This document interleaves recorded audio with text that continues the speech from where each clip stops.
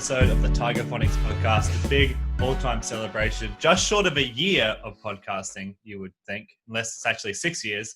Who would have thought?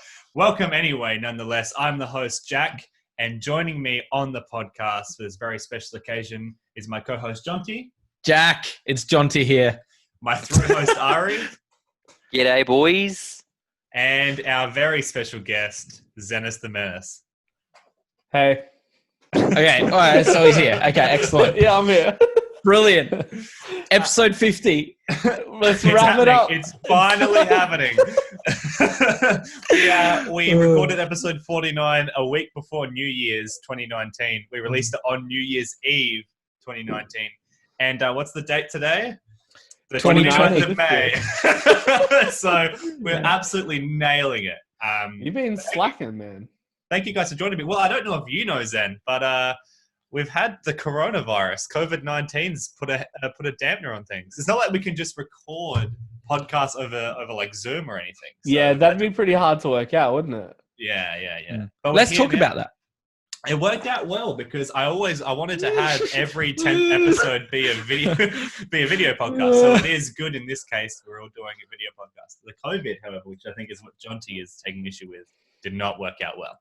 No, but we don't need to dig deep into that side of things because, I mean, it's not funny. And I think we're not here a to vibe, is it? No, we're going to have a good time. We're here to have a funny time. Everyone knows what's happening, so... Exactly. Asterisks, COVID-19. Let's move right on. You can see that Ari and I are sporting some delicious shirts from the Tiger Fonix store. Ari, how is the Tiger Fonix store coming along? I'm a busy guy. Busy websites. Nothing's more convincing than saying you're busy when you have your like a leg up on a desk. Nothing is more convincing. And, did your camera just fall? I think I don't know. I'm not sure if it can come back. Let's see what it does. Hold on. Oh, hey, look at that! It can. All right, nice. It's a bit of a scenic tour. Let's get it done. So thank you guys for joining me. I think we'll just like this. You know what? I'm happy that we have a medium-sized technical glitch. I think we're going to leave it like that. Are we going to leave it like that? Just move everyone to let it do its thing. Anyway, do you know what? I'm going to take us on a tour because we can this episode. So. Don't let them see all of the room items. Bear with me. Yeah, they have to. One needs to be random. Otherwise, you start having random room item requests, and that's not random, is it? That's a good point, but I don't think we're going to have that issue, to be honest. I wish you turned the camera off before you literally did a zigzag around the thing. So I just want to bring something up already. Okay, sure. Bring it up. So you said the pod has been going for 6 years. Yeah, if you look on iTunes, the first episode was uploaded in 2014. So how old were you then? Well, I was born in 1996, so some addition would say 18. Wow, that's a bit of inception. How did anyone care about your opinion then? I'll let you know a little secret. People don't care about my opinions now. Little has changed in 6 years. All right, let's set this up. Anyway. Quick tour of the room. I'm on a swivel chair because I've earned that privilege. Anyway, that's a good tour. Anyway, let's set her up. That was the most important thing to Jonty was that. That's a shocker. That's a product placement. Good to see Jonty embracing the technology and getting some different. Is that lemon juice? It is lemon. It is. Why have you got lemon juice?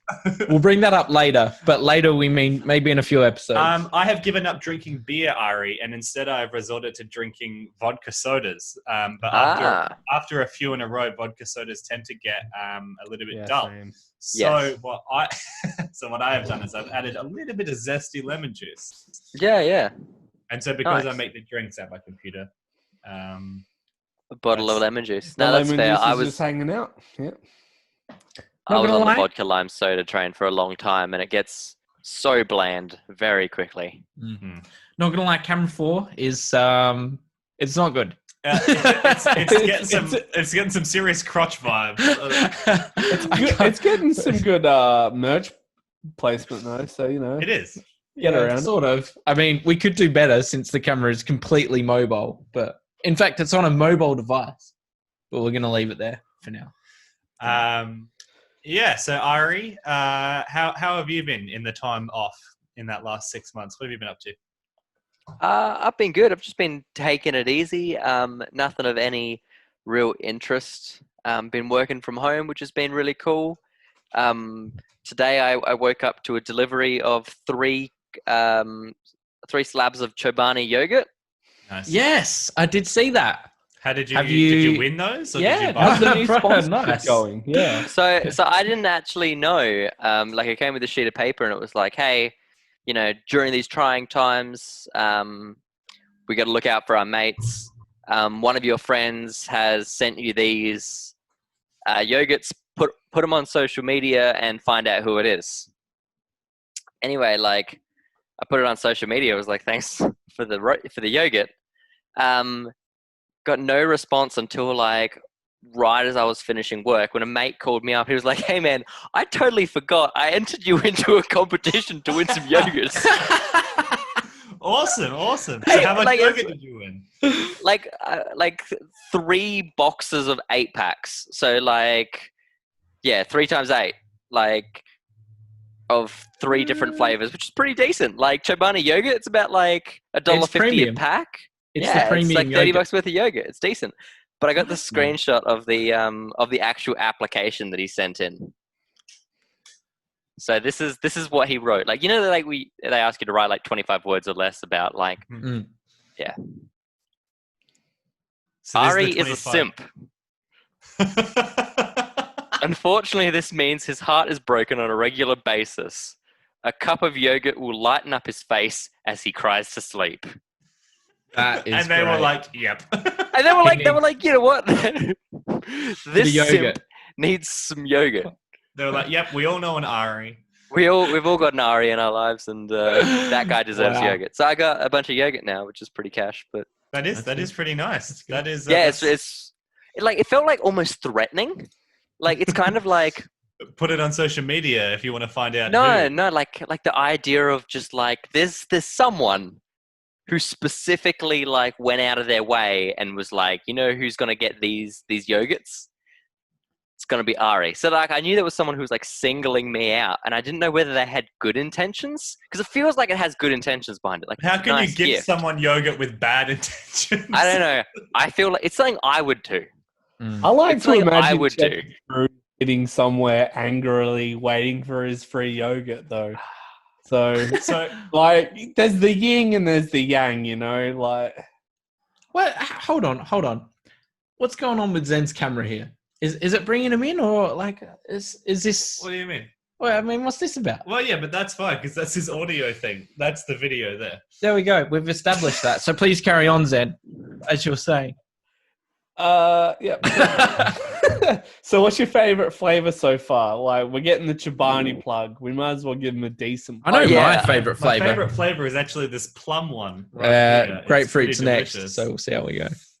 Anyway, I had I just had the strawberry then. I don't know if it had enough strawberry, and it wasn't like chunks of strawberry at the bottom. It was more like a strawberry puree. I think it have was you the got the lemon apricot. cheesecake?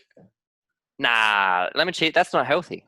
No, it's not, but it's the best flavor. It is the Chobani- best. So what And flavors Barney, did you yeah. get?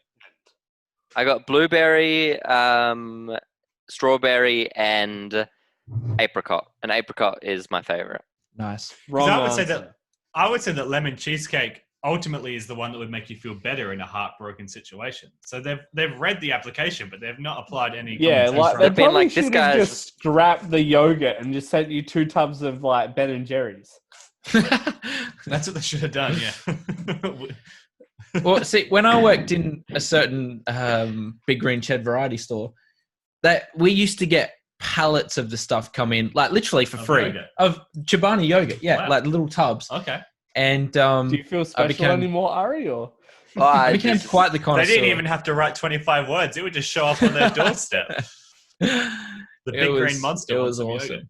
Yeah, I felt real Barbecue. good about myself. apparently Yours is a little more. Chobani's Yours is more personalized, but yeah, they are dishing it out. It's personal, but you know, it's Quick if question, they're just giving it away.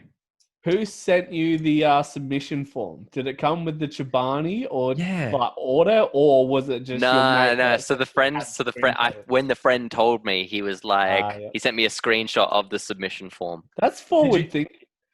Does part of you wonder if it was all just randomly generated and you were just a number picked out of a hat and they don't actually know about your simp life and there was no meaning behind why it was sent? You're just a faceless number to a big there's a meme board at Chobani HQ for sure.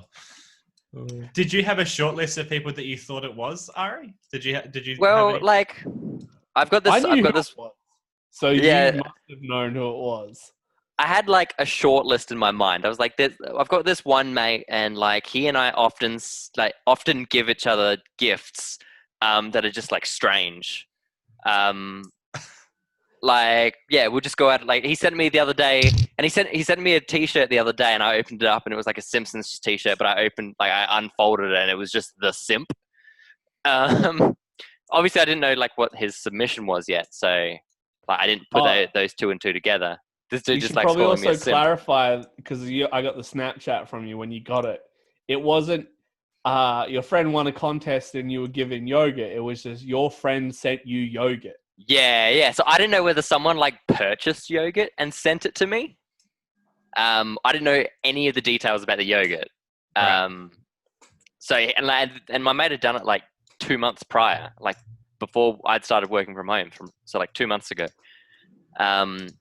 So he'd just forgotten about it. He just completely forgotten about like this submission that he just found on Oz Bargains and done for a joke, took a screenshot and then just forgot about it for 2 months. And then yogurt rocks up at my door. That's perfect. It's a pretty great, like... It's a little prank. I like it. Yeah, it's pretty great. So now I have to get him back somehow. Send him yogurt. Speaking of pranks, just before this COVID started, I went over to Sydney with a friend of mine. He was originally from the US, but he's been living here for like over a decade now.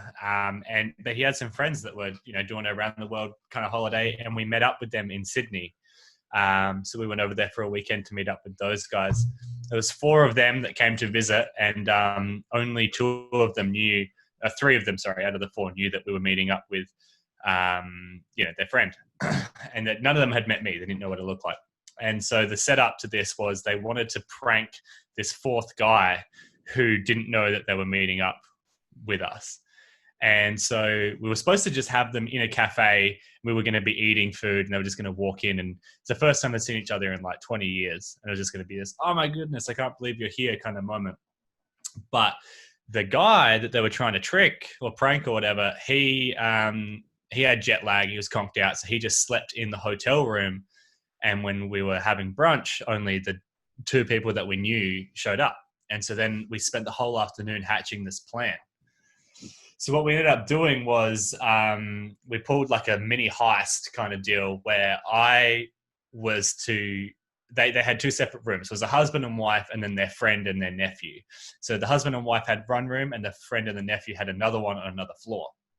So the nephew left to go down to another room and he gave me his room key.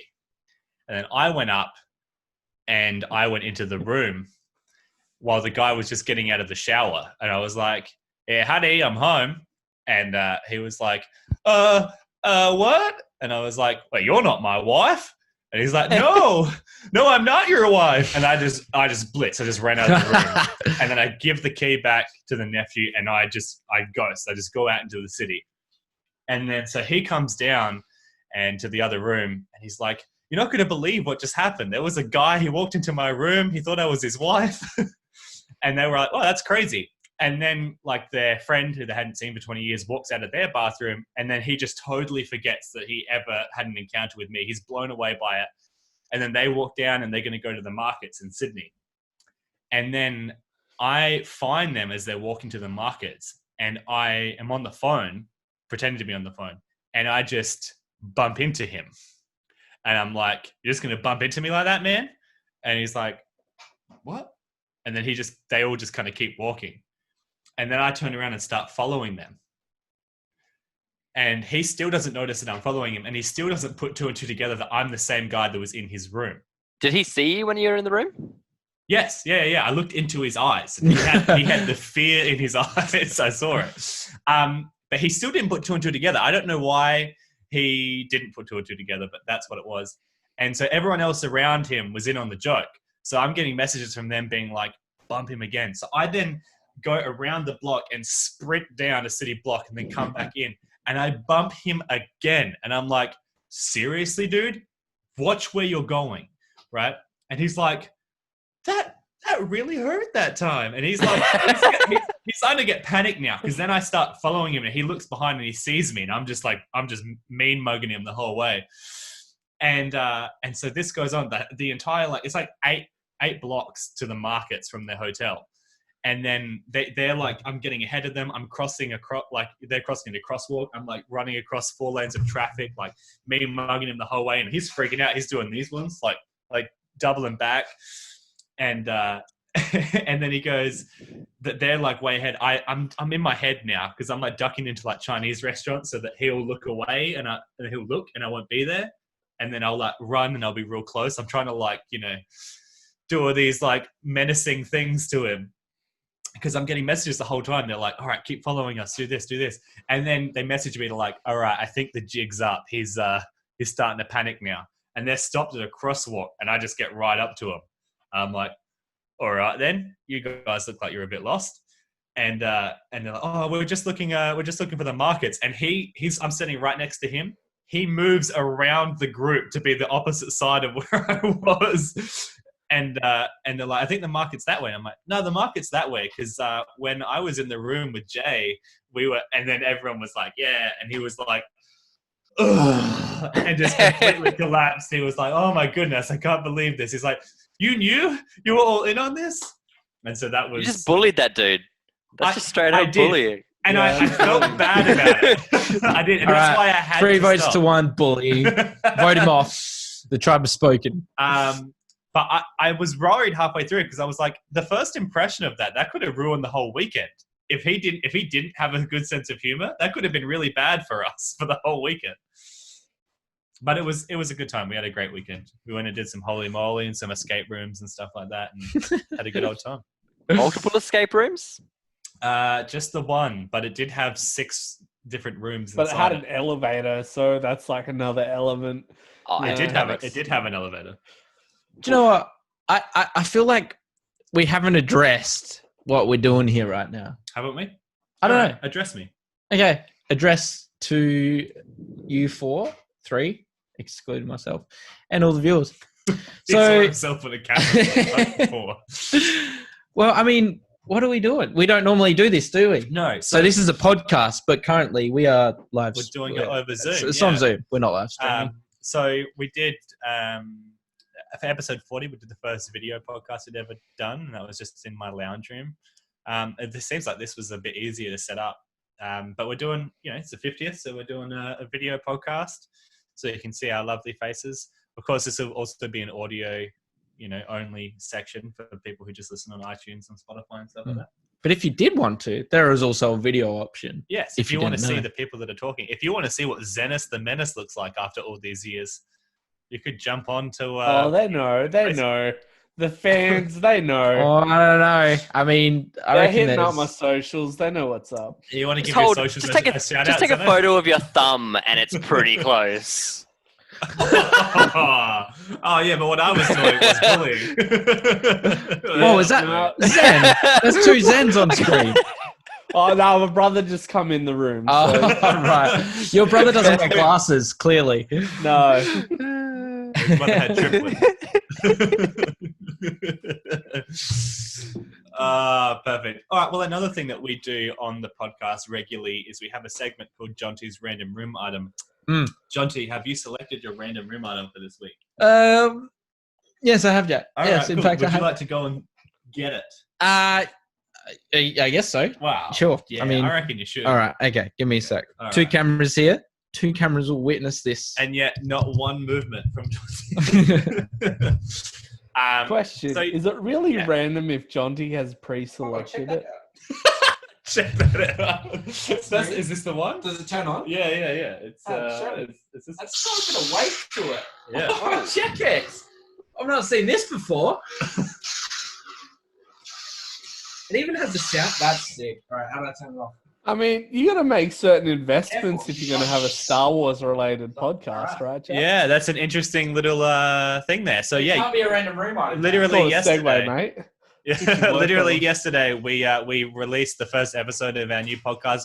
What are you talking about? Which is all about the Star Wars universe and cool things therein.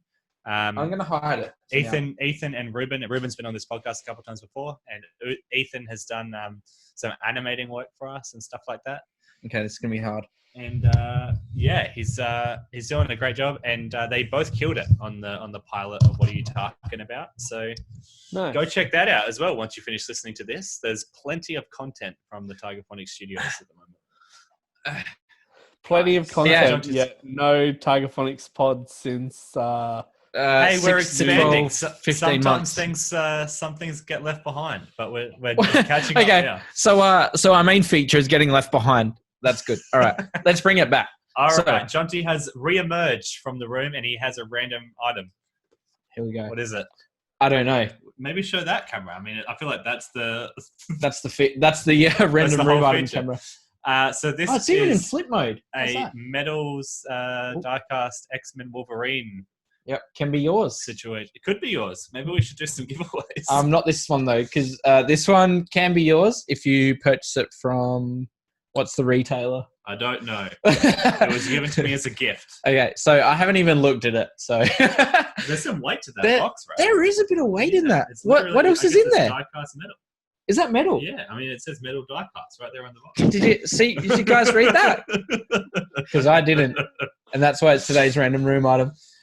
Is it Apple compatible? I don't know what it is. I'm going to say I no. got given it yesterday. So it's Okay, very there we go. Jada Toys. There you go. They're known for making quality toys. There you go. In this case, we've got a. I didn't know that we were metal- sponsored by Jada. I just thought this was part of your random room item, but Jonty's bringing sponsors back to the show. Yeah, there you go. Well, we're going to keep that in the. We're going to put it there so it can't be seen anymore. So it can't be seen by either of the cameras we have in this We've room. got 2 cameras in a not the biggest of rooms, and you can't see it in either. So there we go. We're going to need a third cam for sponsor cam next time, boys. Do you know what? That's a good We'll idea, put it in Sam. the budget. You know, that sponsorship can pay for the. Is it in the camera? No. Can you see it? Yeah, Chobani, come on, pay up. Yeah, Chobani, you're giving everyone free yogurt. We just want like We just want need- like $50. I don't think. I mean, look, if Oh, they're we could at dishing out least this get a much yogurt. GoPro out of them. We could at least get a GoPro out of them. Look, I don't think Chobani are going to give us a GoPro. If Why they're going to not? give us anything, it's probably going to be Chobani. You know what? I'd take an actual just Chobani sponsorship where I just get a couple of Chobanis a week to eat while we do the podcast. Heck yeah. That'll be the greatest thing that'll ever happen to us. Literally up to this point.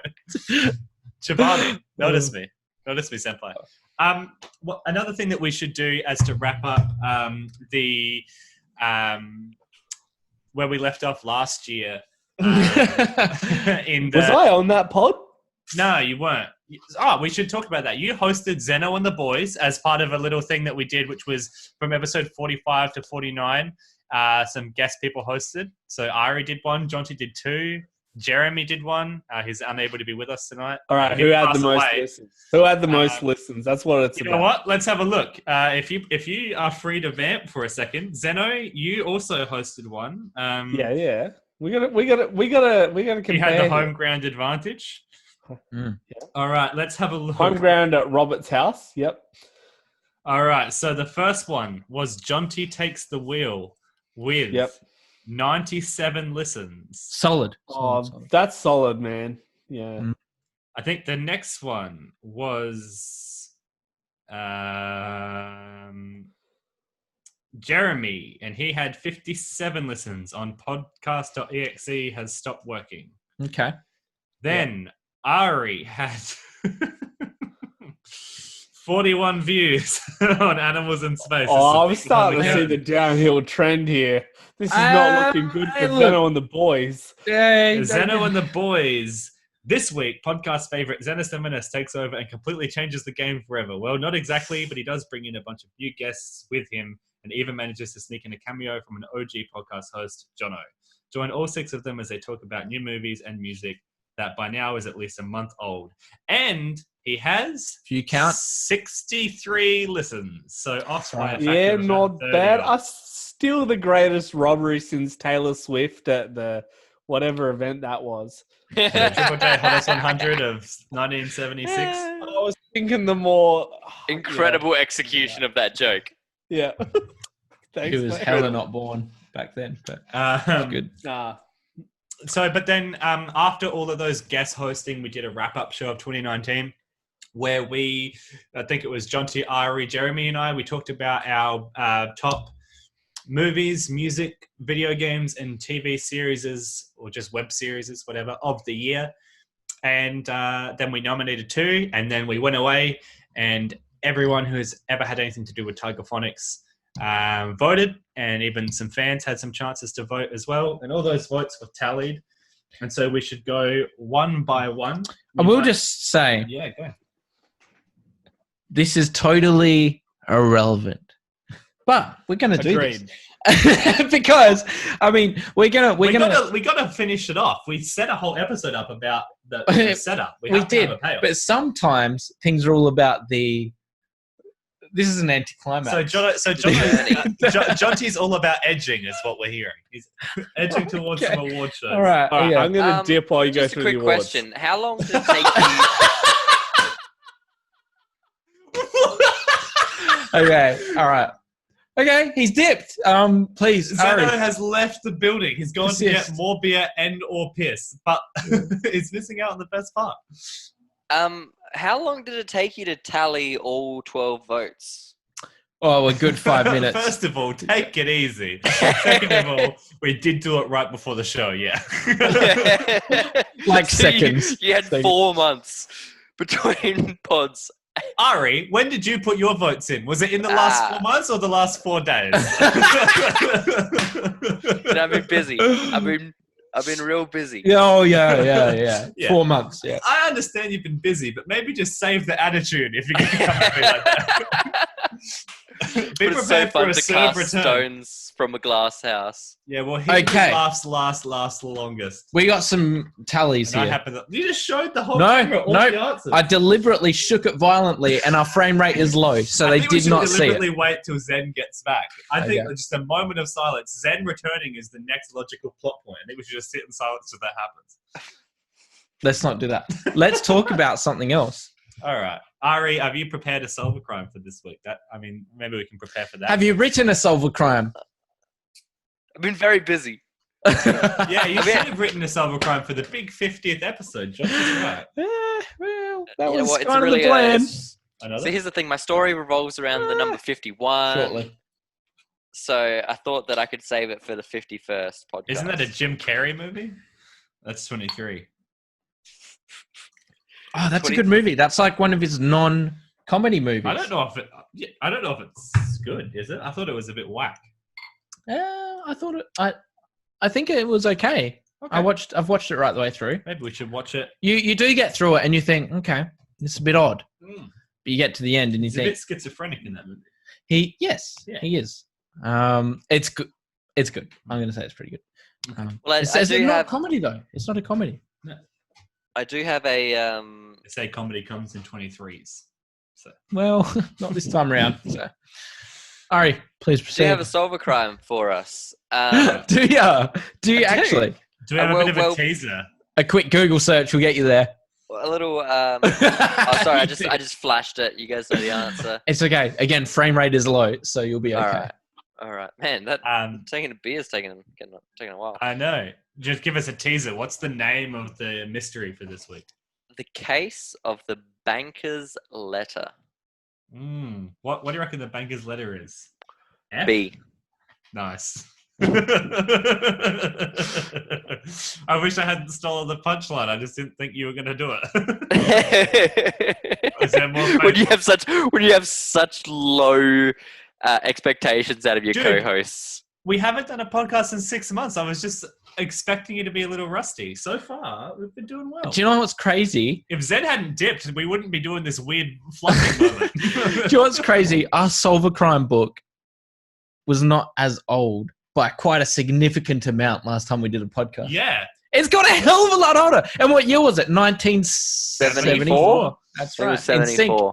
In sync, even though we're all out of sync. That's damn good. So it's still in shreds though, right, Jack? Yeah, absolutely. Yeah. When we opened it just before, page 84 was upside down near page 36. Upside down, inside out. Near page 36.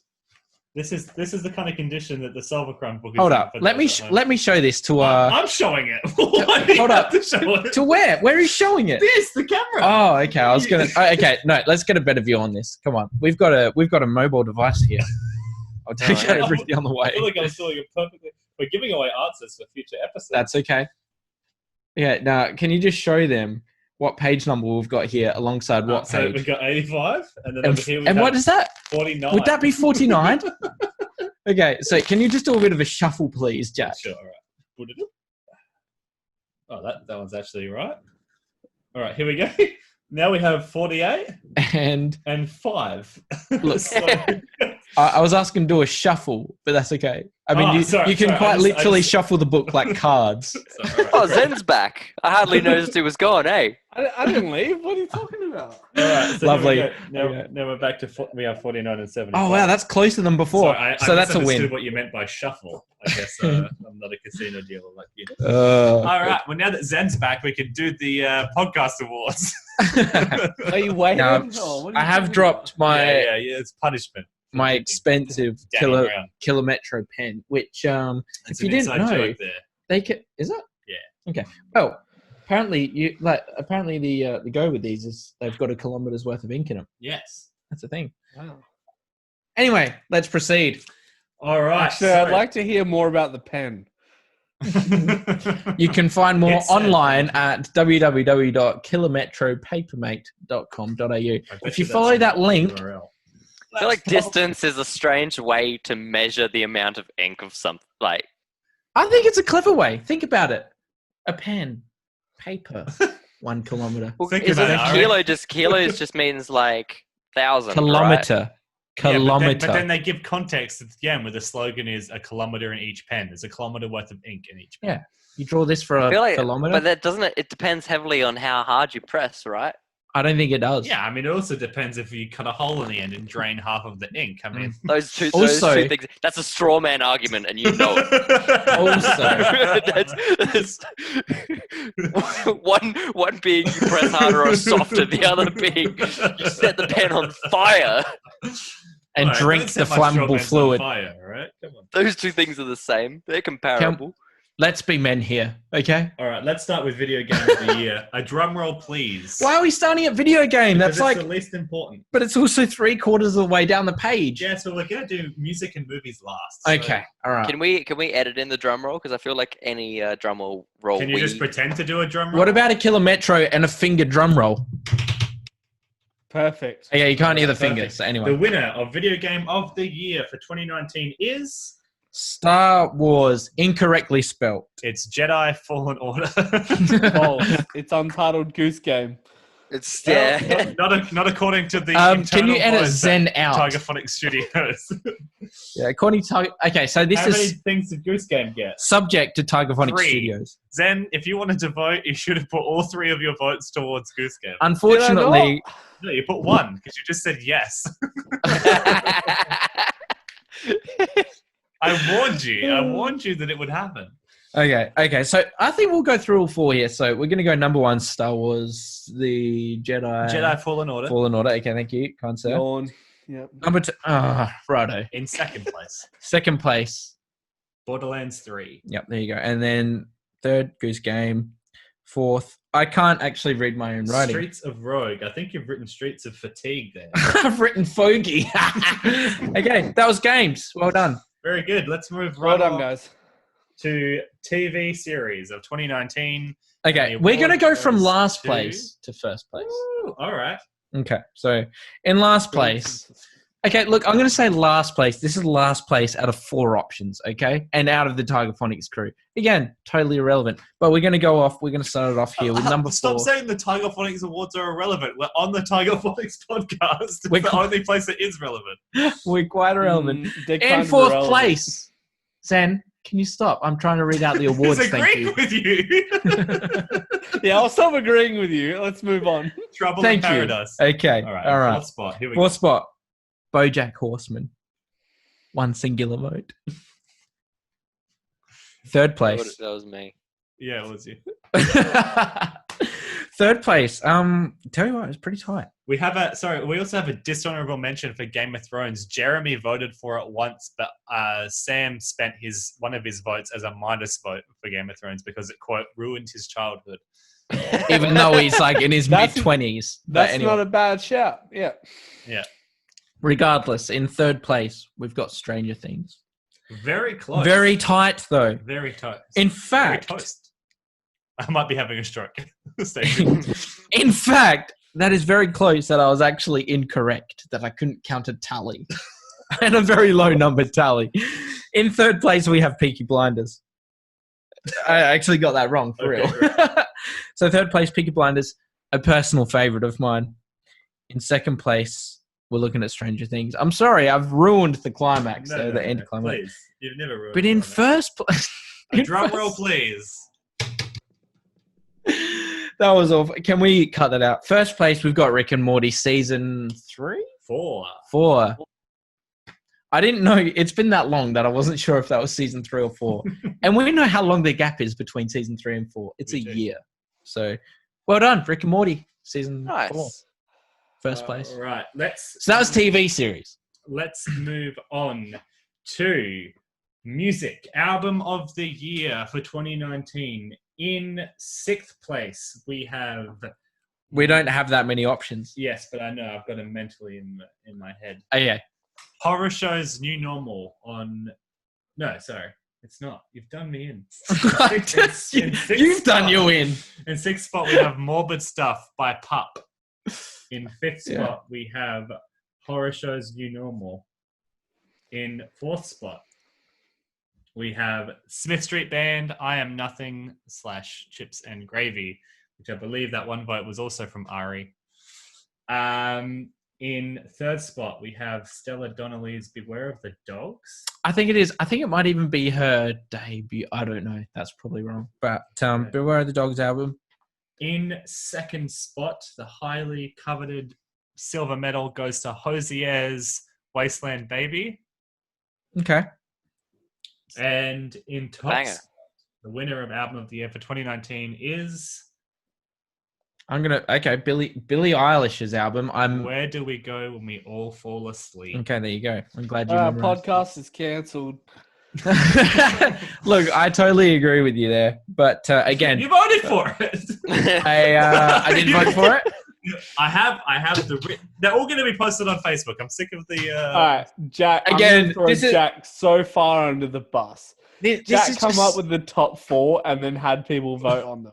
This is the worst poll of all time. It's a really odd choice as well. Like, we've got some like small Australian artists here who have got a very niche listen, and then we've got like worldwide titles. That sang Bad Guys, yeah. The problem is that like everyone voted for like the 1 or 2 small bands that they like Jonty voted for Stella Donnelly, Ari voted for Hosier, I voted for Horror Show and Pup, but everyone voted for Billie Eilish, and Zen didn't vote at all in the music category, so we can shut the hell up. Zen. Although I kind of this whole poll kind of wish I was him. Shame. Look, if you put your 3 votes toward Hosier, it would have won. So, that's a small. Look, if you want to create change, you got to be the change you want to see in the world. You could single-handedly be what makes Hosier big. Anyway, how dare you? Let's move on to the final category. We have movies. Movie of the year for 2019. We had 4 nominees. We had Star Wars: Rise of the Skywalker, Joker, Avengers Endgame, and Once Upon a Time in Hollywood. Now, I think I want to start this poll off. All right. Now, we nominated Star Wars. We did. We had them on the board. Yes. Unfortunately, they received a total of 0 votes, which is very. That's very I find that very interesting, considering Tiger Fonix is heavily involved in that sort of culture. I would have thought. If you listen to the first episode, has what are you Jack talking actually about? seen it? I have. It will reflect our views on that first episode. Okay. Well, I did actually. I did genuinely enjoy that movie. However, I did not vote. So that got a fourth place from us. There we go. Out of 4. On a stunning no votes. Yes. It got a 4th spot. However, it made it to the highly that really anticipated... undermines the integrity of the whole You've voting really system. got to jump through some hoops to get. Do you know what? I think we've learned our Imagine lesson just here. not leaving it out. You got 0 votes. So it's got a 4-way tie with every other film that came out this year. Just according to the Tiger Fonix Studios. Maybe you could get the 20 listeners to vote next year. Well, we don't quite have 20 yet, all right? Just take it easy, buddy. All right, okay. We had some definite meme votes from the Instagram page. We had someone voted for Babu Frick. So I guess technically that's a Star Wars vote. However, we're not sure if that's like a self-titled.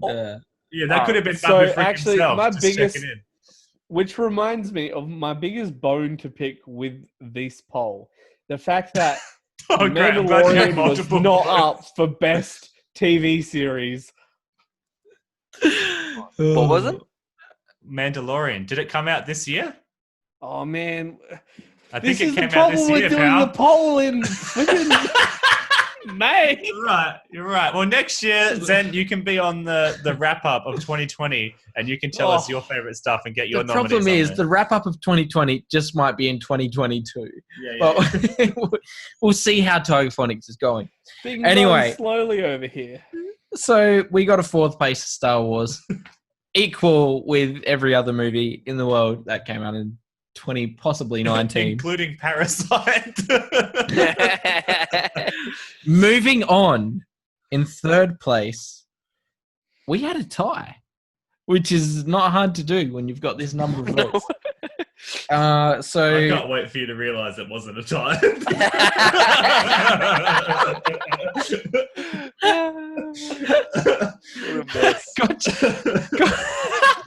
Gotcha. Petition to start a new segment, Math with Jonty. We've got 4 segments here. 2 of them have been wrong so far, so that's good. Okay, so it wasn't a tie. In 3rd place, very closely followed. In 3rd place, we had Once Upon a Time in Hollywood. What a robbery. I'm not going to mention the numbers here because it might just... Yeah. We're then just rest assured it got some votes. It got more than none. On Zennis, singular vote. It got more... No. It got more than how many fingers I have on my hand. So there you go. Just more than barely. But anyway, 3rd place has been mentioned. Once Upon a Time in Hollywood. It's an absolute mess. 2nd place. 1, 2. 2nd place. Oh yeah, sorry. Yeah, sorry. Don't you just announce the winner now, and then you do 2nd place afterwards? 1st place. A drum roll, please. Got Avengers Endgame. No drum roll. Look, It's not worthy of a drum roll. It really isn't. I've not seen it, so I can't. And here's the thing. Jonty did everything in his power. He voted for the 2nd place, the Joker. He voted all 3 votes towards the Joker. So Joker got 3 votes. He did what he could. So there was only 1 vote separating Once Upon a Time in Hollywood and the Joker. There we go. Okay, so in 4th place, Star Wars. 3rd place, we got Once Upon a Time in Hollywood. And only 1 vote between Separating. the Avengers and Joker. So it was very close. It was. Very close. Those 3 were... It was tight. And that's Star Wars wasn't far behind. All right, that segment is done. Let's However, move right along. we hold on to the Kilometro pen Yeah, because that's we're sponsored by them. So. I still have some beef with the concept of pen that writes for a kilometer. Well, you better hold on to it because this is our No one's sponsor. tested it. Maybe Ari. Maybe you can do a series They have where tested you it. draw for a whole Because kilometer. I'm very heavy-handed with my when I'm using like handwriting. How often do programmers handwrite? Very That's a good one. rarely. This is my week's worth of notes. So Yeah, I'm going to say there's not a kilometer's worth of ink on there. no. But I am angry at the idea that ink is measured in distance. How else would you measure it? That is relatable. In words? Milliliters? Would you rather measure it in words? It's a liquid. Hold up, Ari. It doesn't sound as impressive when you say, this pen contains 7 milliliters of ink. But is it impressive that 7 milliliters can go a whole kilometer? Absolutely. That's more of a. I feel like real- you pulled 7 milliliters out of a hat. Yeah, he did. Yeah, he did. He absolutely did. That's way too many milliliters for that. What? No, I think that's pretty bang on. All right, Google, how many milliliters in a pen? Let's Pull solve it up, In a Jamie. kilometro Pull it pen. up, Jamie.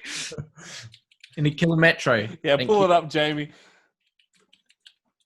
Yeah, where's Jamie? Get him up. Was this a Mythbusters joke?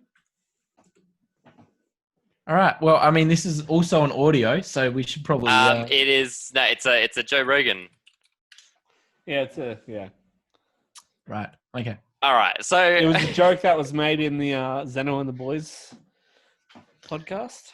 all I right. didn't So say that. 1.4 to 1.5 is the answer. I found. Milliliters. Yep. Ari, what have you found? I've got on Amazon.com/ask/questions. How long does a cartridge last? The standard disposable ball pen you pick up at a store comes with only 0.27 milliliters of ink.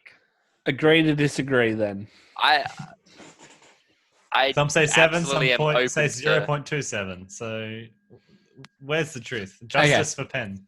Look, I'm actually surprised by that. I thought there would have been 7 milliliters in Because here. the whole tube isn't filled. It's just No, that you're little right. slender bit. You're right. It is just a slender bit. However, for a quick pull out of the hat, I'm still grossly off. However, I'm just. What was your number? You Zen? had under a liter, so you've done well. There is 1 liter of ink in here. Imagine how much a liter would get you if this can do 1 kilometer in theory. That's unreal. Well, I mean, Ari's skeptical about that. I feel like Ari is also a flat Earth believer. I don't know. I'm not sure. All right, well, let's stick to one mystery at a time. We haven't quite solved the pen one, but Ari, can you maybe take us to a mystery we can solve? Absolutely. Over crime. Thank Absolutely. you, Ari. I'm not Take even it going to away. defend myself around the flat earther thing. Around? Oh. Interesting choice of That words. doesn't sound like flat thickens. Earth. We just lost All right. at least 10 people. Yeah. No, the Earth is a sphere. It's a shape. Let's leave it at that. All right, Definitely check it out. If you three-dimensional. put a spirit level, boom, on the road, what is it? Yeah. Is it round or is it level? Case It's closed. flat. Depends what It's flat. council did it. The Earth actually sits on Depends an what elephant's. The Earth actually sits on a turtle's back, which Supported is by 4 elephants. supported by elephants. Wouldn't And it make the more elephants sense if it were a run on tortoise? podcasts. No, it's the elephants all the way down. Come on. Okay.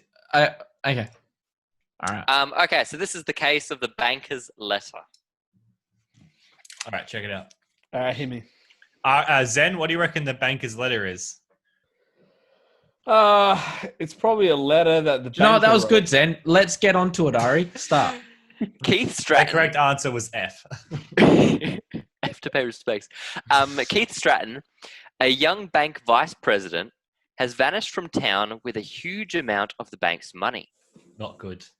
Not Suspect number 1. Thieving boy. Seems pretty cut and dry. All efforts to Case find closed. him have failed, but you have just had a phone call from Sandra Hammond. She is the girl that Stratton went with steadily at the time. I assume that means they were dating. Are we going steady? Yeah, And Stratton nice. went with steadily at the time. That's good. Yeah, I think that might be the Oh. biggest look-in we've ever had to a There's relationship. some time period appropriate words that I assume were just some assumptions. Hit me with them. Until he jilted her for her best friend. So I assume jilted means like left her. So we've got he's Can dating. I just ask, little interjection here? Is this from our same book, or is this? Yeah. It is the same book. Yeah, this is a photo of the book. I was going to say because it sounds triggering me pretty hard. it does sound very much like our book with the words. Yeah. Books do typically have words. How many words? A kilometer's worth? Who can tell? Don't trigger me, please. I just got myself calmed down. All right. All right. Don't go jilting over there. He jilted his at the time courting partner. Yes. So yes, for her best friend. Sandra Hammond's been jilted.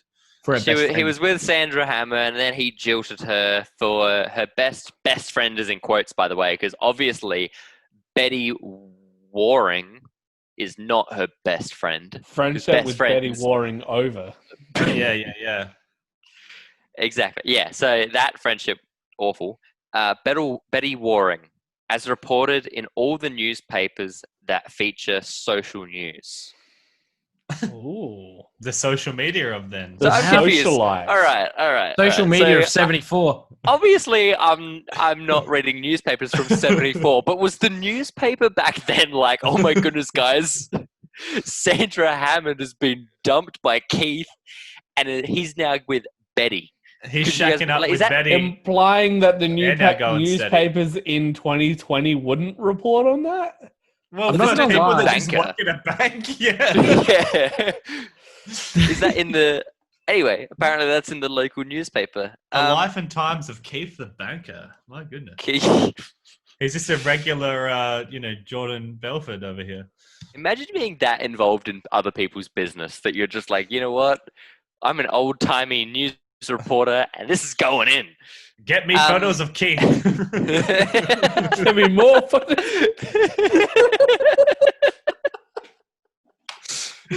All right. Now you're sitting in the lobby of Sandra Hammond's luxury apartment building, waiting to hear the vital information she has promised to give you about the missing embezzler. Ooh. So she's fairly affluent. Hell have no wrath like a woman scorned. Watch out, Keith. Yeah, but she's got a lobby of her luxury apartment. Okay, that's pretty cash. I don't think we've ever asked where this book is set. Where do you feel? Because I can tell you, I reckon it's around the year 74. I don't say when. Because up till now, I thought it was kind of like a small town where all these things were happening. But I guess this sounds like a bustling metro area. Yeah, now there's a lobby of a high-rise apartment. Mm. It's interesting. Yeah, I was feeling that as well because we've had like fishing stories, we've had like small town like offices and like mansions and stuff. We're also finding that the local newspaper in this scenario is pretty much the social media. Yeah, well, that's a good point as well. Why is like they're in an actual city? the newspaper just set Keith and Sandra's relationship to it's complicated. I have to say though, like they sound like some pretty high profile people. Like, Sandra Metro, freaking, she's in the lobby of her high rise. She's well off. He's a young bank vice president. Does that mean he's actually important, or is that just like how, people are given like fancy titles and they mean nothing? Well, is he actually young, or is his title young vice president? Because if they just keep adding multipliers to his title, then he probably doesn't have. Just dilutes it. All right, we'll see. We'll see what happens. Finally, Sandra Hammond sweeps into the lobby through the street door. Perfect. Sweeps.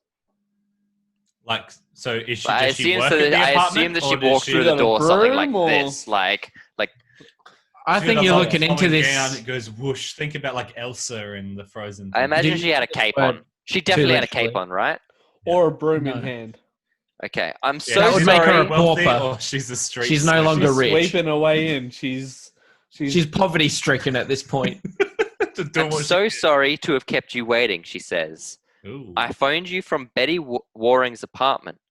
one of her cocktail parties. Her best friend. Yeah. Well, they're best friends, but they're what? She was at a cocktail party. Yeah. Is that a cocktail Hold party? up. Hold up. Interjection. Yeah. Still. Yeah. Yeah. We're waiting for the interjection. All right. Sustained. Resume. Okay. She takes you up to her huge apartment and begins her story.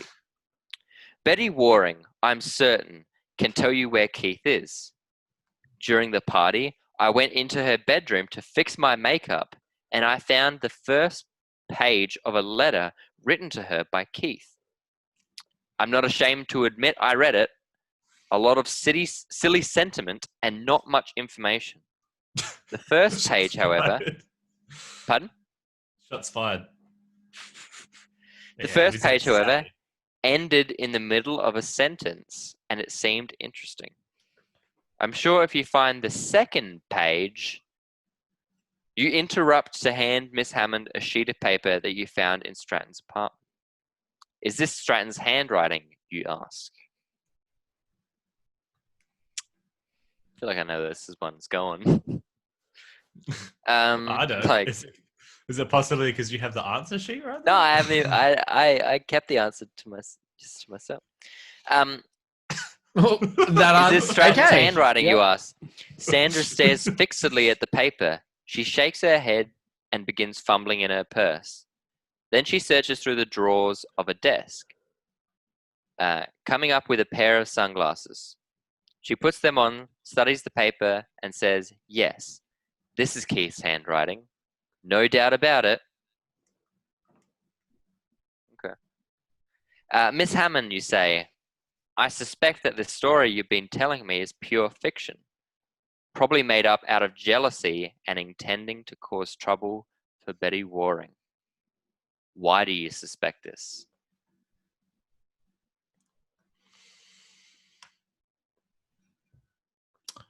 Well, Actually, I didn't see where this was going. Well, yeah, I mean, does It's a anyone have modern any fault first story. thoughts? Mm. Does anyone have any thoughts? Jonty, is there? Oh, no, I got nothing. So my first thoughts were like, they he would like, she said it was like she was like shaking, she was fumbling at the paper. So I thought that maybe she was like nervous when he'd like presented her with like, but obviously she didn't bring the first letter, so they couldn't do like a side-by-side comparison of the handwriting. I thought that maybe she wrote one of the letters and was now fumbling and scared because of it. I feel like it's got something to do with her glasses scenario. Yep. Build on that. Keep going. Keep that train going.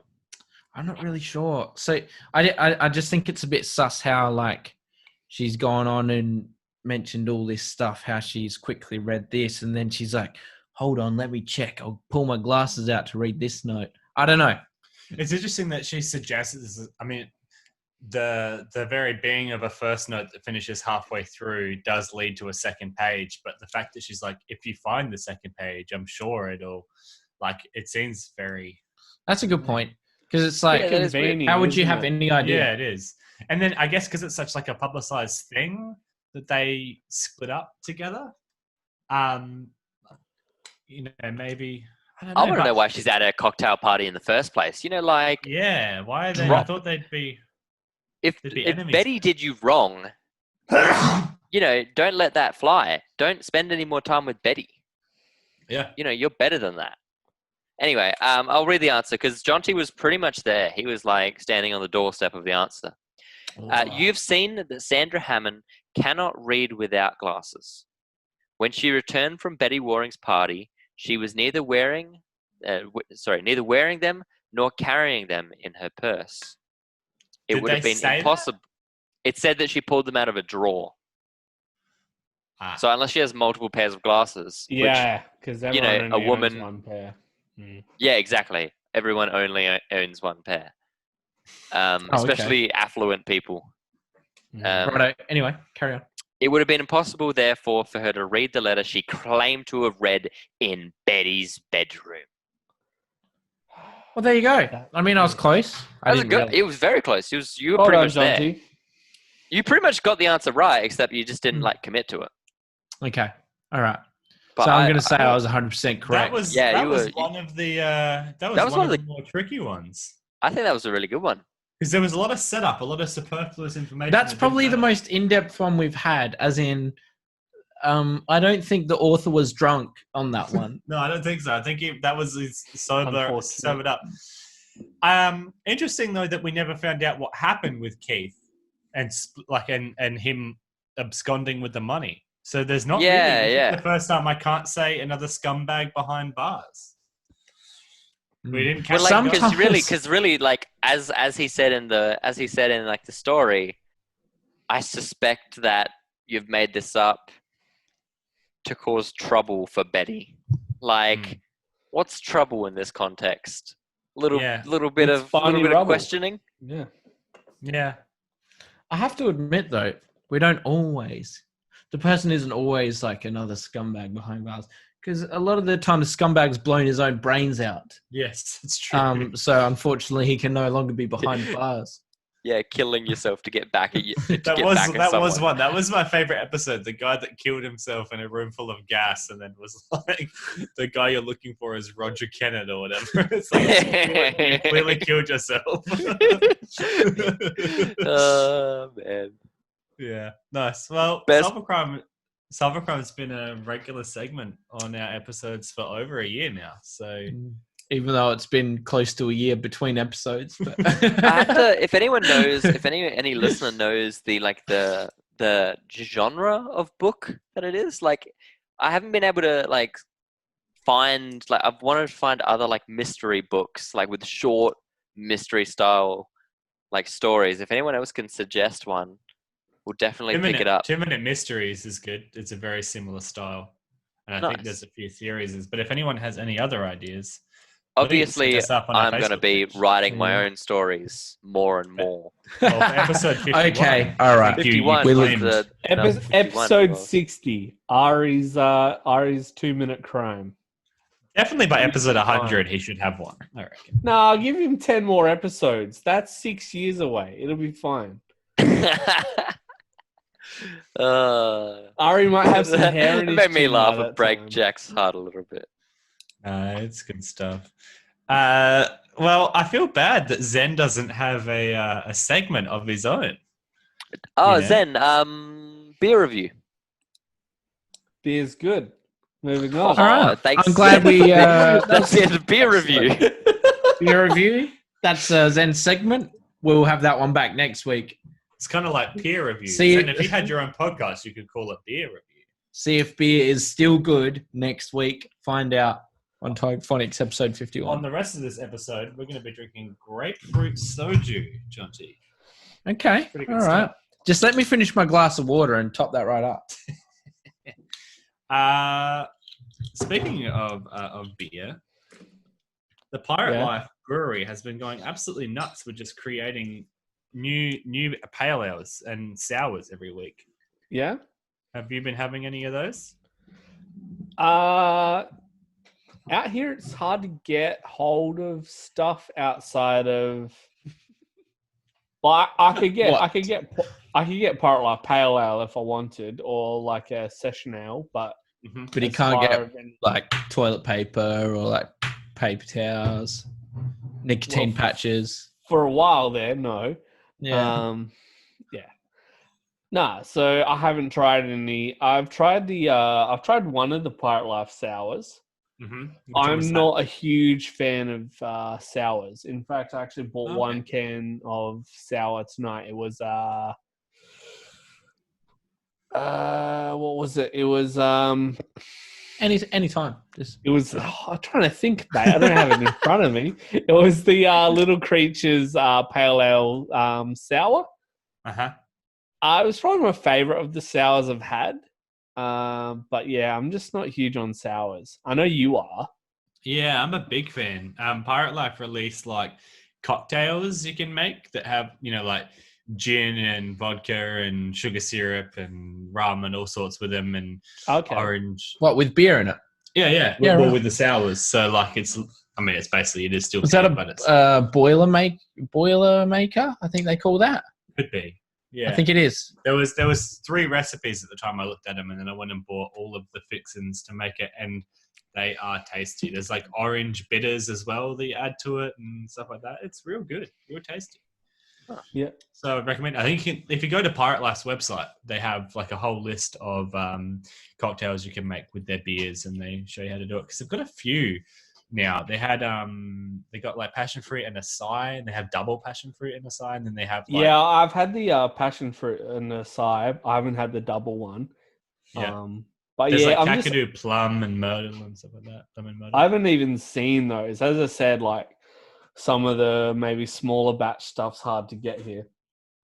If you want an actual beer review, which is what I think Ari was getting at, I'm drinking this 4 Pines Pale Ale.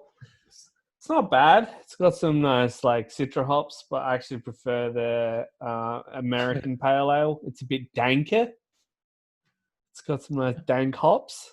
Okay. So if you got an option of the two, like this is all right. It's pretty easy drinking, but I do prefer the American Pale. But Zen's beer review, everybody. Yeah. Proudly presented by Jack, with Zen interjecting every now and then. So that's nice. That's your own segment now. Hell yeah. Co-hosted, though. You're co-hosting your own segment. Actually started homebrewing a couple of weeks Have you? I guess Okay. months ago. There we It's go. not gone well so far. Oh, what's happened? What Have you had happened? any explode on you? Not yet. How many toddlers did you killed? None. Oh, okay. That's good. I mean, I Good, I could guess. throw some bottles around if you want. No, okay. No, so what's happened? Anyway, what's happened? First batch just tasted bad. Okay, that's Second batch is actually I've how did that taste? Oh, just like I don't Bad? know, just sort of bad. Just not good. It's not a vibe. Okay, all right. 2 out of 2. It's not good. And then the second one, I bottled it, but I haven't actually tasted it yet because it's only been bottled for 2 weeks. I could actually see if it's actually. Let's do this. Yeah, so okay. Let's open it. Look, I'll this grab is it out the fridge. Zen's and beer let's see review. Let's see if Gotta- it's Got to review a beer. Let's see. All right, let's see. Isn't that long enough? It's gone. How long does beer need to be bottled for before it's like? I think a few weeks, maybe a month or so. Well, that's 2 Depending. weeks. And so there's like the primary ferment, and then there's the secondary ferment, which is done in the bottle where you add like sucrose, like sugar, into the bottle and then cap it, and it like causes it to carbonate. So I think it's like for the second, it's like minimum 2 weeks. So Zen's really pushing it. Well, Is it's that been right, 2 Zen? weeks.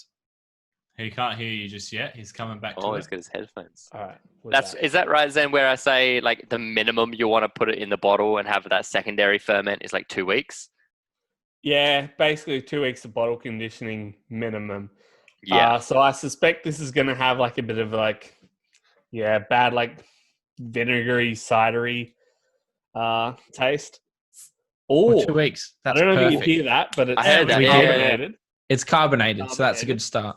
Or it was carbonated until we just let it all out. But Are you going to do a glass pour? Are we going to see the glass pour? Yeah, let's Yeah, show we'll us. do that. There we go. Good stuff. Okay, glass has been used. That's okay. Strong boy fingers. That's Really like dark. It's a used like glass. That's a strong ale. So it's supposed to be an amber ale. When we do beer reviews, we use a used glass, just the ambient flavor. That's okay. That's all right. Okay. Well, Premature opening, What's but it smell here we like? go. What are we it doesn't smell good. Uh-oh. Do what you can. Okay. Oh, I really want to try it. Yeah. It doesn't taste good. No. What does it taste like? Zen's homebrew beer review. It doesn't taste good. Round 2. Ding ding. I believe this is called an oxidized flavor. Oh, Yeah. so rusty. does it taste The rusty? idea is to not expose beer to oxygen. Okay. Well, you've done And, that. I think that happened. Oh no. Yeah. So it tastes rusty. Or Yeah, go Right, for yeah, a go for a second second. Come on. splash. That should Yeah. alleviate some of the effects. It's not fantastic. Well, it's getting better. It's not great and not fantastic. So, all right. I reckon if By the end of that glass, you'd be like, yeah, all it's right. drinkable. So I reckon. In theory, once they sit in bottles some more, because it's only been bottled for 2 weeks, so hopefully in another week or two, it'll taste less terrible. Nice. Well, I'll be there next week, won't I? Yeah, you can drink some definitely not red beer. Well, Ari, you can feature in next week's episode of Zenno's beer review. Yeah, Zenno's rusty beer reviews. I've wanted to be on that segment since its conception. Yeah, okay, so about 5 minutes then. That's the joke. Yeah. Zen, can you tell me which would you prefer, rusty water or 2-week-old bottled beer? Well, I feel like that's a bit too long. Got alcohol in it. I was kind of waiting for a response a little bit quicker than that. But you're very impatient. Yeah. Well, so are you. You opened your beer too early. Well, yeah. I mean, I bottled like 20 odd liters of it. Opening one beer too early is not an issue. Okay, so no, you've done well. You're going to say that one. Okay. I'll tell you where patience is a virtue is when it comes to installing NBA 2K20. Jonty. So it was $7 on the PlayStation Store, and I believe like every virtual store was $7. So that was pretty good. So I was like, yep, I'll buy it. We'll do some gameplay videos in it. Hold your tongue before you say that, Zen. Yeah. Let's take you on a journey. Zen, how big do you think the download for NBA 2K20 is? Hang on, before you say it, I would have thought. Whatever you say, I'm going to say double it. Whatever he says. All right, go Zen. Well, it is a modern game, so I'm going to go ahead and say 70 gig, even though I don't think there's that much in it. It's damn not it! I wish I didn't say that. Ari, how do you feel? I know the answer to this one already. I'm sorry. So it was 128 gigs, roughly, around that mark. That's pretty damn close. Very damn close. Saying double. Yeah, so Jonty wasn't too wrong. That's nuts, hey? That's insane. It's huge. So I download it, and I go to install it, and it says it's all installed. And then I start playing the game, and it says it needs another 28 gig install. So now we're up to over 140. And then it has to copy the game file. Once it's already installed, in-game it needs to copy it. And that took... we sat and watched it for 4 hours. I don't know why we did that. And riveting television. And it got up to 35%. 37. Better than 37. season 9 of Game of Thrones, am I right? Yeah, classic. So then I just turned off the TV. I'm like, I'll let it install overnight. And I don't come back to it for a couple of days. And I'm like, right, well, by now it's got to be installed. I turn on my TV and I have an alert that says, game file has corrupted. You'll need to delete it and reinstall from the PlayStation Store. So I get out of that, but there's just another 20 gig install. So I install that. So we're now up to near 180 on this stupid game. And then I got back into it and it started copying again. And it went from 87 to 100% over the course of 3 hours. So now we can play the game. But I tell you what, wow. it took at least 10 hours to install. Back in my day, you'd buy a game, you'd put it in, and you'd play it. Yeah. You didn't have these 30 gig patches. It's unreal to think that you almost need a separate console for a single game. Yeah. You won't be staying on my thing for long. It's over a quarter of my hard drive space. Well, it's more than that because almost 100 gig is taken up just on system use. Yeah. So well, not only that is game developers now can they can publish games that are actually kind of broken and then just patch them. I remember my first incidents with this was back on PS3. Need for Speed Shift.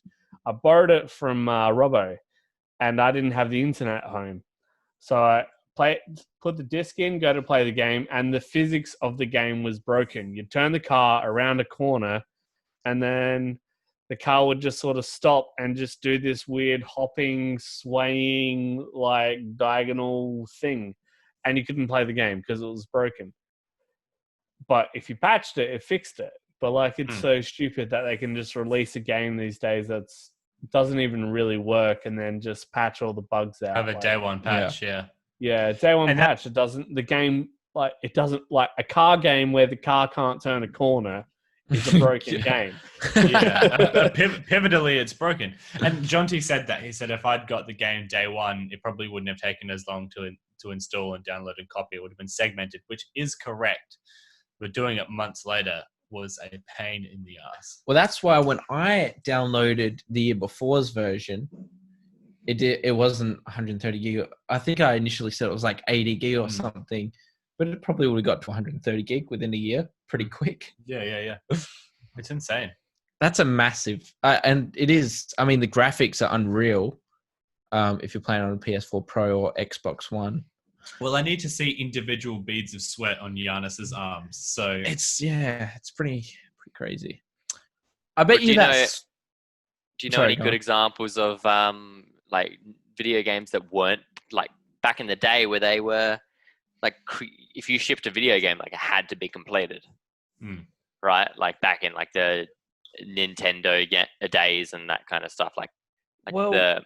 Remember though that we've gone like even a PlayStation 2, your memory card was 8 megabytes, the standard size, whereas nowadays like it's 500 gig. Well, minimum 500 gigabytes. I'd say Ari. Oh, go Zen. Not only that, it's like, so when I'm talking about that shift, like the Need for Speed shift, that was in between a period where I myself at home did not have the internet, but probably most people did, but I didn't. Because okay, well, but not everyone did. Whereas now you can you can release something that needs patching. You can, yeah, because everyone knowing that we're going to fix that, we'll patch it on release, and like you get a game, like you can go on day one release, buy a game, put it in, and you still need to patch it day one. A lot of games won't even work until like you connect to the internet. Do you think there'll be a time then where games are basically just product keys, where you'll install the entire game from the server and you just have to use the disc in the console for DRM? That's literally what they are now, though. That is exactly what they are now. Like, especially when you start talking about PC gaming. The last time I physically bought a disc was Far Cry 3, and that's because I happened to get it pretty cheap. Through EB Games. They had a deal on at the time. Otherwise, man, like no one buys. Especially I haven't bought a game on disc since 2013. It's just it's literally it is easier now with like especially Steam to just buy something digitally. Well, I mean, you got Epic Games now trying to like I guess build a bit of a following or a bit of a reputation, and they're just like giving games out. Like they're giving away. GTA's free this month. GTA 5, and I think there's recently what game was it? I think is now free. I can't think of it, and I'll load it because I can't think of it. All good. But yeah, you're right. There's tons of games that have been given away free, and big titles too. I think the big thing with like the PlayStation PS Plus membership is you get 2 free games a month, and they have been like either trash tier titles for quite some time or games that everyone has already had because they were released super cheap like 6 months ago. Do you know what I mean? Like Uncharted 4 was in a game pack for like $6 6 months ago, and now it's free this month. So people are like, why is this happening? I already bought it 6 months ago when it was uber cheap. I think World War II is free this month, which is, I think, their first bigger title in quite some time. I remember getting Rocket League when it was free. Yeah. It's a good one. Yeah, so the story I was going to was... free one. Oh, Borderlands 3. So the story I was going to was about, like, there was an E.T., like the E.T. video game I was going to say, 1983. Yeah. On the Atari... 2600. All right, mate. We all listen to the dollar. Yeah. Sorry, that's a really cool story about how they produced a game that was pretty much just garbage and completely broken to the point where they Yeah. Yeah, they landfilled, like they mulched like 700,000 cartridges and then dumped them. How cool is that? It's crazy that they're at the point where like they were producing 700,000 copies. Like that's big, really. Especially Yeah. for the time. And yet they weren't at the point where they were making a good game. Like, it's such a Especially bizarre like crossroads to be at. the release price of like the Atari 2600, like back in the like, they were like super expensive back then. Mm-hmm. Like in terms of like what they like current inflation and stuff like that, they were in like the mid thousands range. Yeah. So like Which it's crazy that I thought this whole thing where there's no incentive to actually release a good game was a modern thing, but here we are. Like here we are. Yeah. Here we are. Like, you know, I was thinking that early access releases where companies make millions of dollars and don't actually release something that's worth playing was a modern invention, but turns out I was wrong. Yeah, no, that's been it's been ongoing for quite some time. Companies are the worst. Nice. Well, how do you guys feel about early access stuff? I think there's a time when you need it and a time when you don't need it. Like there's good cases for it and there's bad cases for it. Yeah, but it seems that literally everyone these days feels they need it.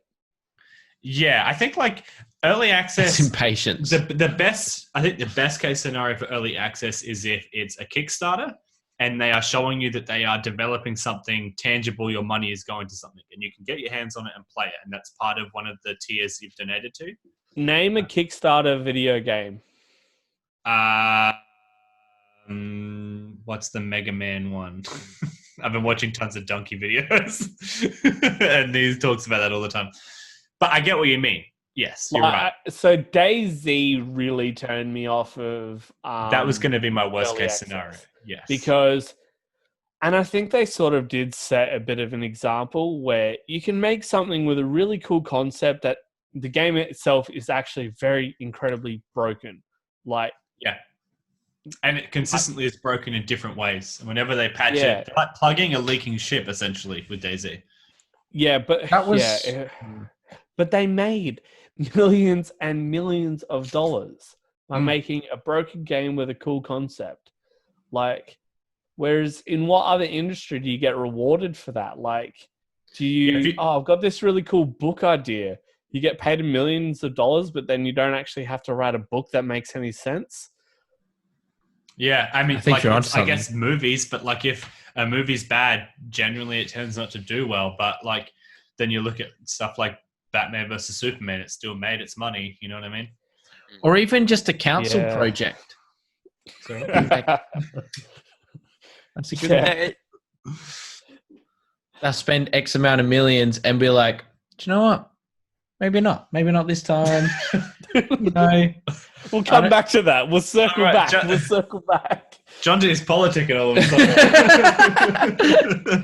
sudden. Nah, but wow. But then you get good examples like PUBG where the game may have had its faults, but for what was it, $20, $30? Pretty good, really, when you think about it that way. Like, what do you think is the best money for value hours of fun game to buy these days? Well, the answer would actually have to be a free-to-play game. The answer would have to probably actually be League of Legends. Because you can put hours... You're cancelled. That's cancelled. You're not saying League of Legends is the best game on my podcast. No. Well, as far as not just what I think, but what the world thinks, it would have to be League of Legends, where that game... Well, I don't know if it would be. Because there's another free game that's also got a very big following. It does have Fortnite. Fortnite might have League of Legends out that's now. Right. But don't you have to buy the season pass on Fortnite to... You don't have to. You don't have to. Okay. I played, I think, one game of Fortnite and went, oh, this isn't for me. Plus, I'm pretty sure, and honestly, like, again, I've also not played since, I think, season literally 2, and I don't even know what season it's up to now. At least 5. Anyway, but it's... I will say, Zen, League of Legends has been going for, like, a decade, and it'd have to be getting close to. Yeah. it has to be getting like 8 years mark, I would have thought. And it might even be 9 or 10 years. Might even be like 9, 10 years. And Fortnite, I don't think we'll see. I don't think it'll hit a decade. I don't think it will. Most played video game in the world is free to play, and it's a Chinese CS:GO clone called Crossfire.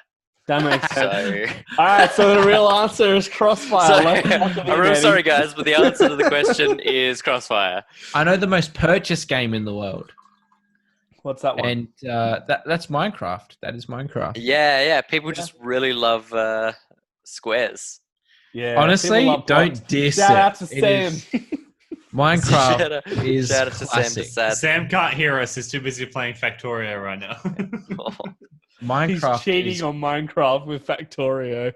Was anyone here actually what was big the into word, it? Ari? He's jibbing out. He's jibbing out on Minecraft. You see? I was kind of like asking you a personal question. What you have found to be the best money like spent to fun had on a video game? PUBG. I have another answer to that. Personally, it's PUBG because it's probably since League of Legends, which I don't actually play anymore. It's probably the only game that I've spent hundreds of hours on. Would be PUBG. I think the cost of $30. Like, I've got CS:GO, I've got Battlefield, I've got Call of Duty. I've got two answers to this question. It'd have to be PUBG. I think I've got 1,600 hours in PUBG, and it cost me it cost me like $24 or something like that. I think I've actually technically made money out of PUBG. Time versus dollars spent, obviously, like money fractions made. of cent. Yeah, not good. But originally with PUBG, you could open crates and get items and sell those items. Out of doing that, I've paid the game back. But the time spent doing that is far outweighs the cents. Okay. Sure, but you're also playing the game while you're doing that, right? So it's not time. Yeah, exactly right. So I paid $30 for the game, and it put more than $30 back into my Steam wallet. So I guess technically the game was free or whatever. So you can't do that anymore?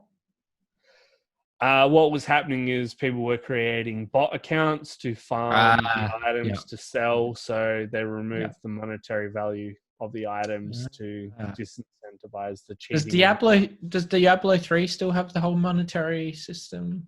I think they may have come under the same thing where people were creating bots to farm. Yeah, because I know there were some transactions that were in the thousands of dollars going on in that game. Yeah, it's pretty insane. CS:GO is the same. It has knives that go up to Yeah, right. Okay. But then CS:GO had some even shadier stuff happen. I think Diablo was where the real there was like court cases on that game because of it. Well, CS:GO had Twitch streamers, YouTubers, advertising these these websites where you could gamble money for skins and skins for money. Yeah, not actually disclosing the fact that they are part owners or sole owners or have vested interest, whatever, of these websites, and could at whim demand either bad or good results. So for the purpose of advertising streaming and stuff like that, they would go bad luck, and then hit a real climax of good luck. Wow! Get these big wins, so people would, people watching the stream would think, let's use those websites and gamble money or. So insider trading at its finest. Yeah, pretty much. Well, shadier than that. They were they're marketing towards children. The websites, they could manipulate and say, I want to lose and then I want to win.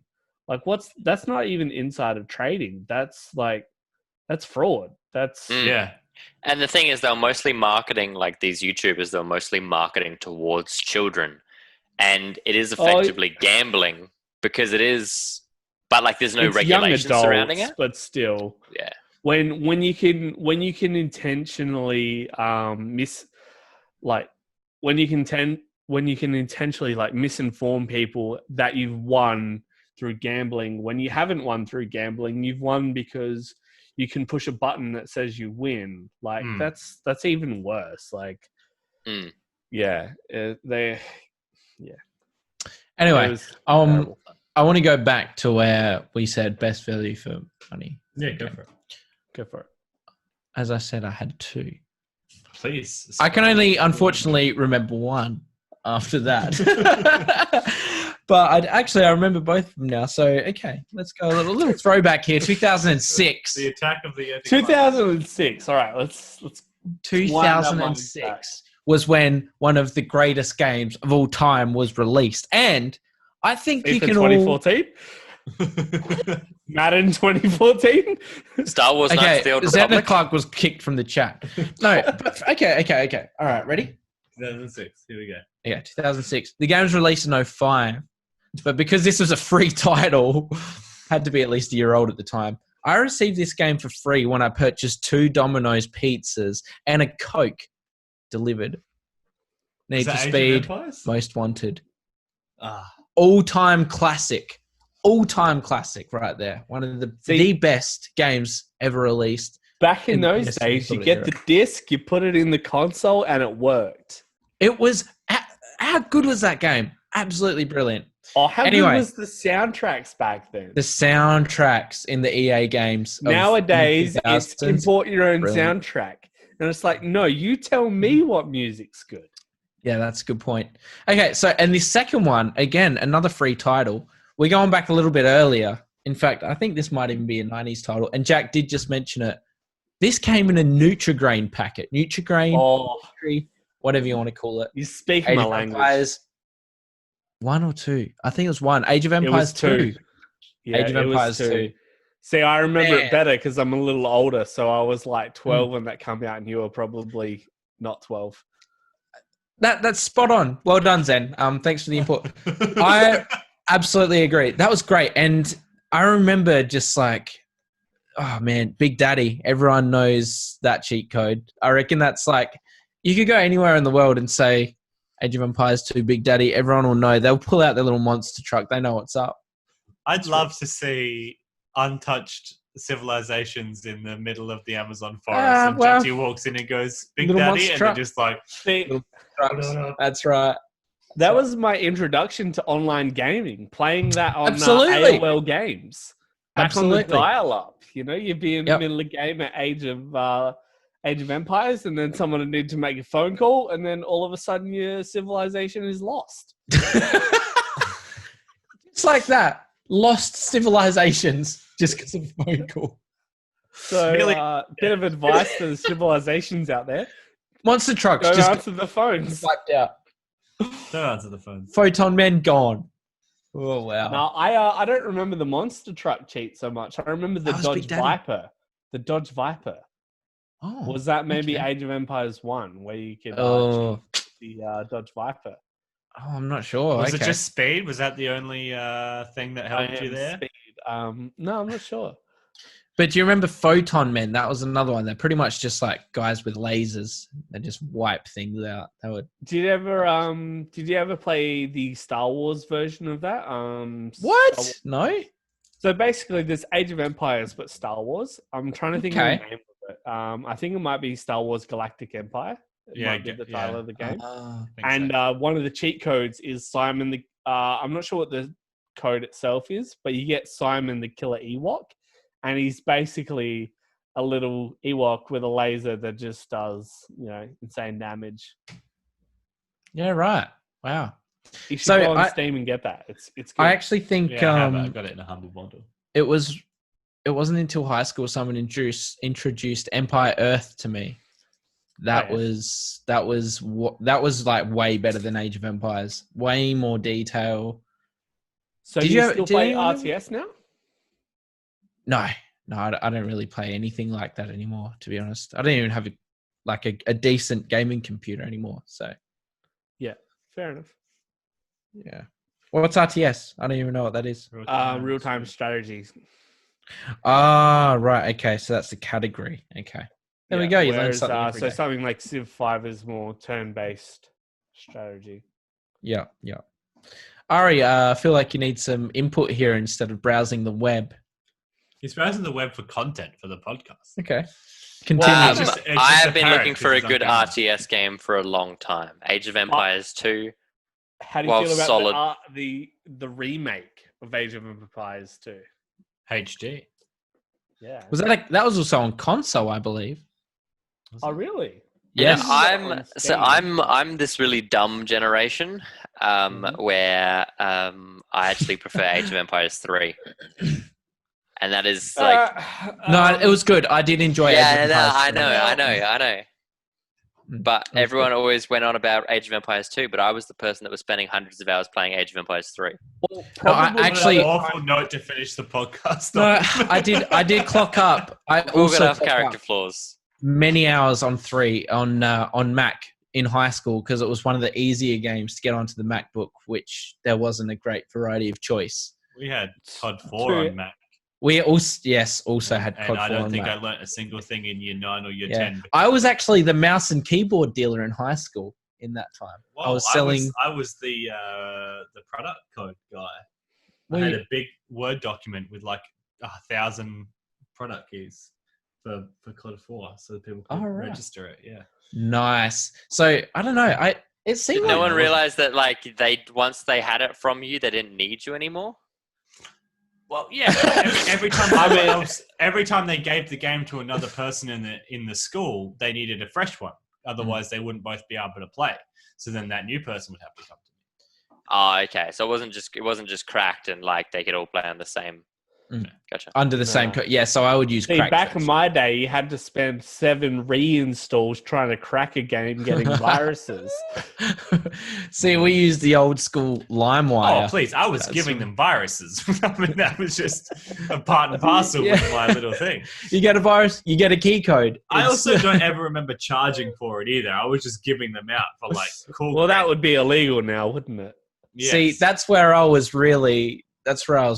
Not only was I selling keyboards and mouses, I was importing these things from China in bulk quantities. I was buying computer mouses at 69 cents, selling for $5 in high school. Wow. I'm for real. Why did you stop? You should be doing that now. You should be hanging out around. You should be hanging around high schools selling computer mouses. You should hang out the front of high schools with just mouses and keyboards.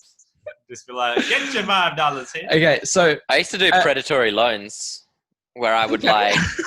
And now you're just a predator. Well, no, yeah. Was that the favors POS in high school? Well, like you know how like kids would walk around with those boxes of like chocolates for like $1 each. Yeah.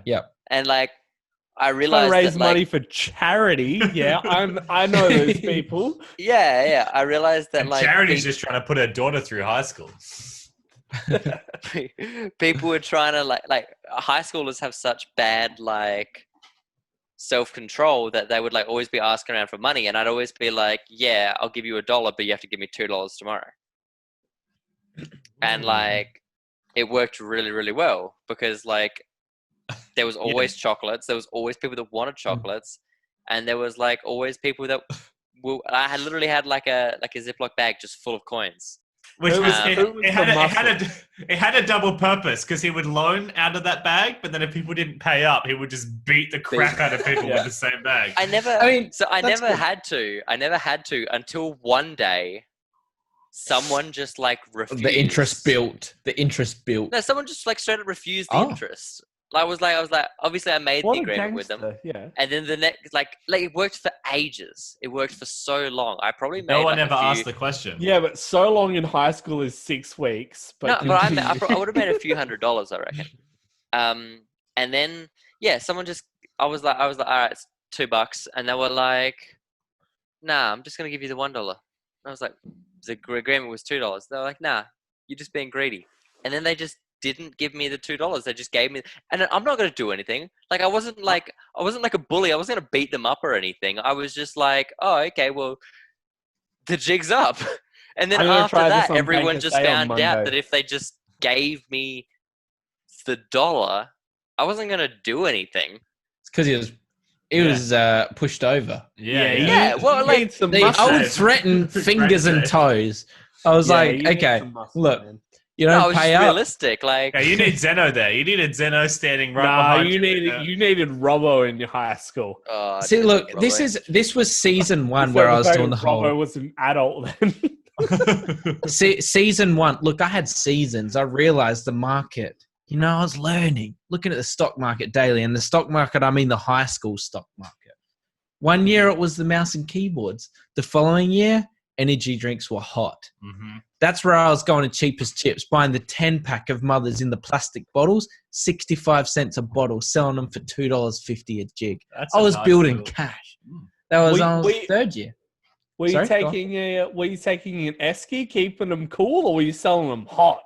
We're talking room temperature in the backpack, baby. That's